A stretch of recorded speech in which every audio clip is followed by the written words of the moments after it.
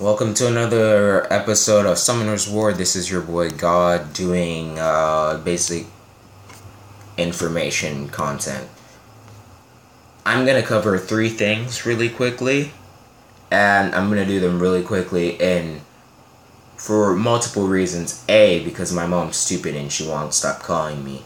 B, because I don't have enough time and I have a lot of things to do.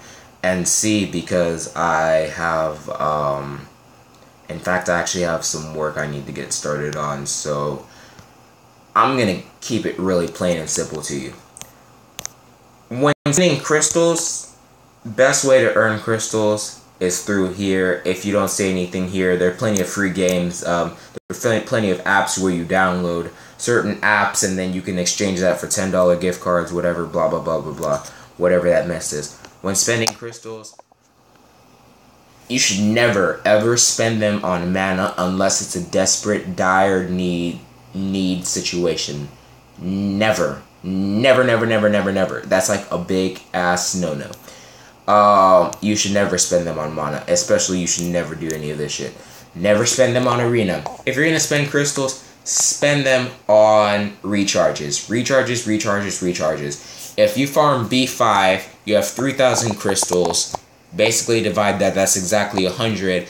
Max, you spend it on B5 dungeons. Let's say you have 66 energy, right? That's 11 farm, basically. 11 farm. And then you refresh. And then you keep refreshing and refreshing and refreshing and refreshing and refreshing and refreshing. That's basically 11 farm, basically times 100. That's 1,100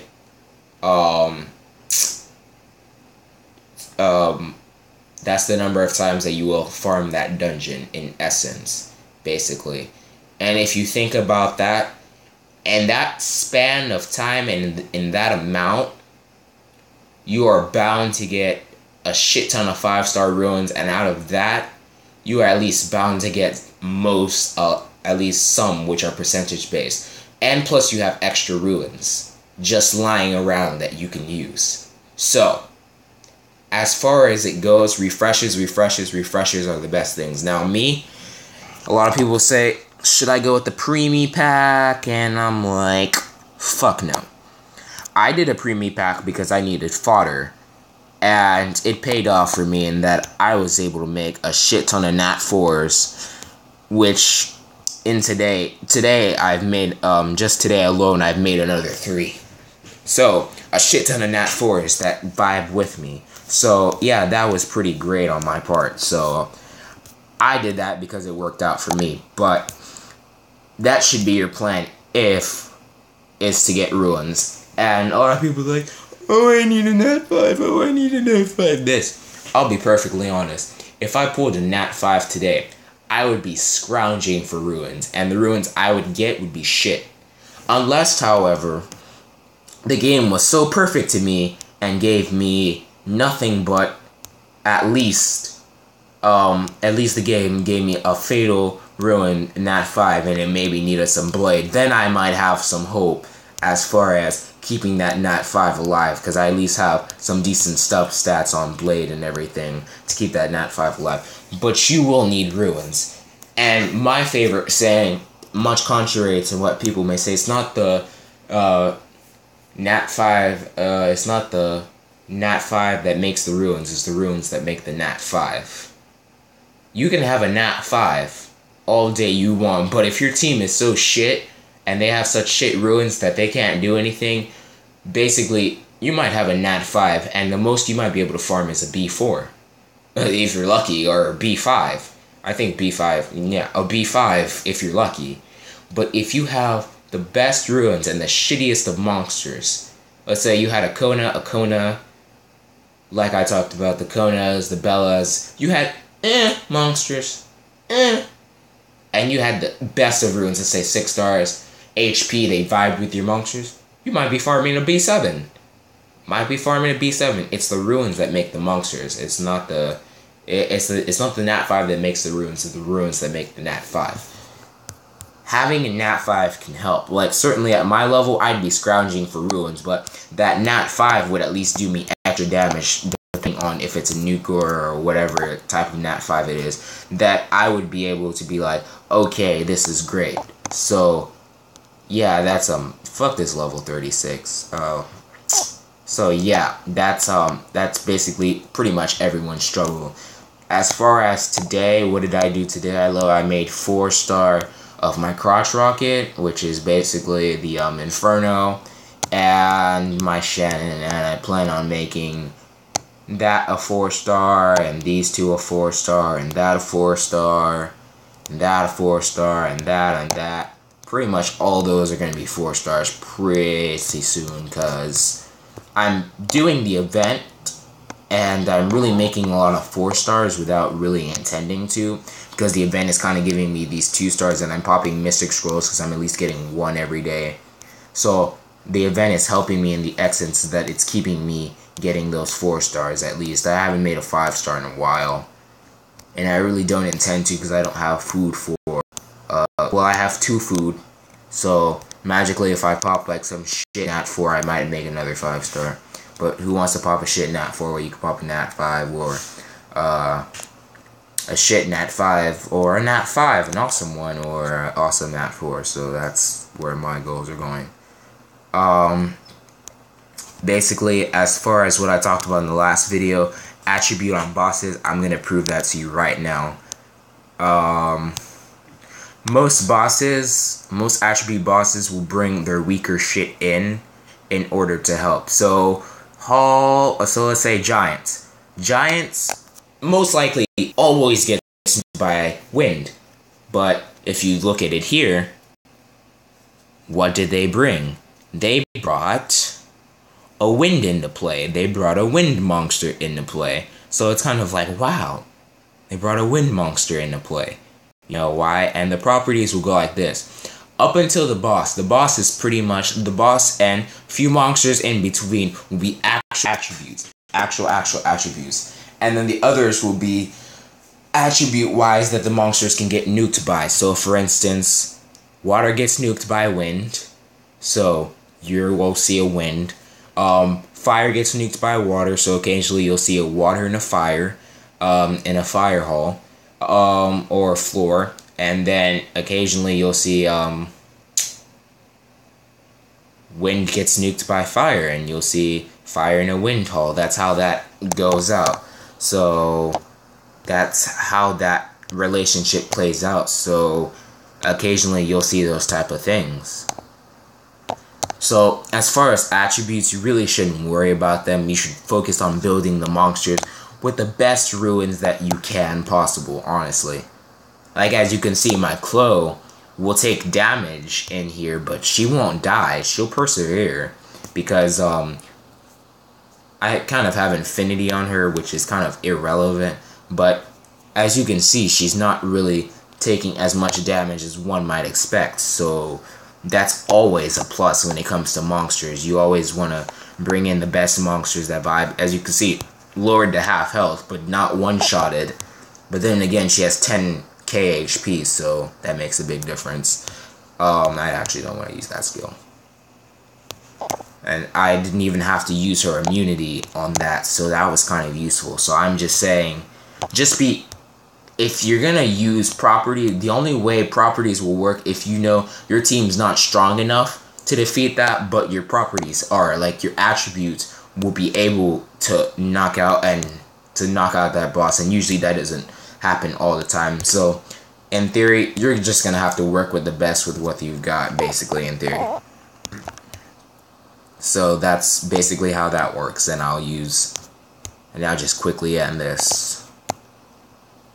And as you can see, pretty much B5 is so easy for me. B6 I can do half DMG, and this is with a nuker team, and pretty much this is with the two defense breakers. Galleon and Aang, they're both defense breakers, and Unrecover, and basically nukers would be Oro, Lucian, and Aang. Basically one support who has the Infinity and the heal. The heal only heals your 2 lowest HP members, so considering I'm running a nuking team, I'm not really mad that I really don't do that much DMG. Another Blade Ruin. It's crap because it's flat, but I'll take it. I'll take it any day. So that's pretty much all I wanted to explain. I wanted to be really quick and concise on that. Wait, where's my guild? Did we make Conquer? What the fuck? What the fuck is this bullshit? Hold on. Hold on. This is a lot for me to take in right now. Like, damn.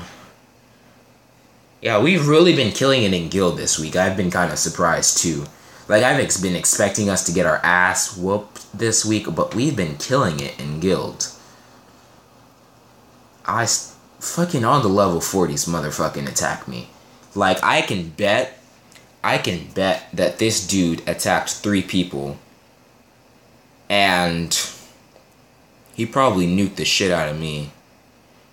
Wait, let's think about it here. I can bet with his default formation, I probably killed 1 or 2 monsters on either both side of his team or one side of his team, which is probably why he draw here, and then Casanova is really weak, so he could put in a backup formation and probably beat the shit out of Casanova. So that's what I'm guessing happened. Contributions, I am behind, motherfucker. Gallic and Humeric, they've been at top since the very beginning. This week we had an early run into some tough ass opponents, and I got the bitter ass whooping of those tough ass opponents. I basically got attacked, basically nuked the shit out of, like, everyone fucking attacked me because I'm so high as far as guild. And I also really didn't do too well. I had like 4 losses in the first week, considering that I'm used to only having 1 or 2 losses max a week. It was really bad for me. Guild ranking, Oblivion's always in first. Fuck you guys. But we are in Conqueror. We are in Conqueror. Usually most of the time we sit at Challenger. Okay, I take that back. We never fucking sit at... Nope, I retract that statement. We sit at Challenger because we're too lazy to do fucking anything, and none of us are on all at the same time. And then sometimes we make it to Fighter, sometimes we make it here, and sometimes we make it here. But this week alone, we are in fucking Conqueror 1. That's beautiful. That's beautiful. If we can make it here, I swear to God, next week's summons are gonna be so great, guys, because I'm saving those stones for the fucking Elysia. And there's no doubt in my mind the way we're going, we're gonna get here.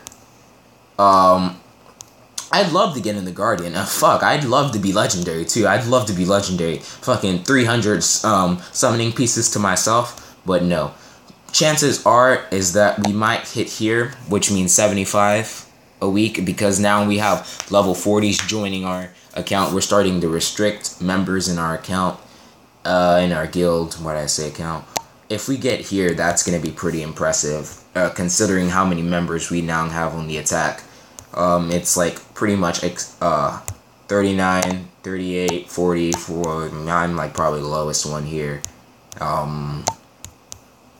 And these two are shit, but apart from that, we have really shitty teammates. But from the ones that we do have, excluding him, from our top 10 basically is our top 10 strongest attackers. And pretty much, if you notice, we only run a 10 in arena. Well, we run more. 2, 3, 4.